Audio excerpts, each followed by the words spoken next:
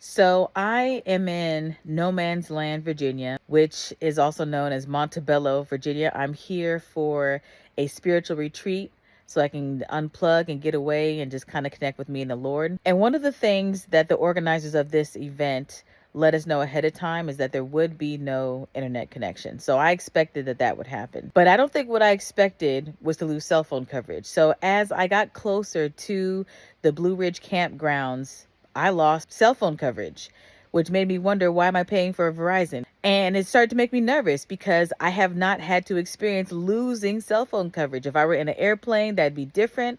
I would expect that. But I did not expect there to not be any cell phone towers. And the first thought that went through my mind is, what if something happens to me? I'm not going to be able to call anybody. And then on top of that, there was no Wi-Fi connection.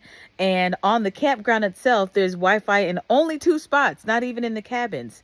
And the thought of being lost on the world made me anxious. What if something happened to me? I'm not going to be able to, contact my children or anybody. Like, I'm just thinking the worst case scenario.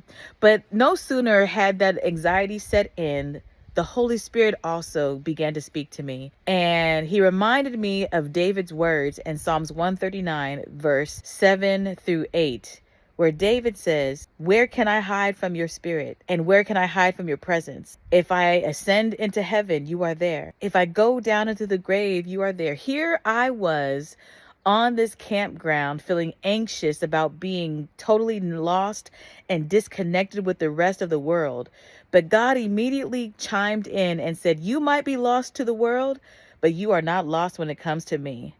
And I don't know who this message is for, but maybe you feel lost in the eyes of your supervisor. Maybe you feel lost in the eyes of your spouse. Maybe you feel disconnected from a whole lot of people, places, and things. I want to let you know that when it comes to our relationship with God, we are never lost on. There is nowhere we can go where his power and his influence is not able to reach us. So you might be lost on the world, but you are certainly not lost on God. I hope that encourages you on today.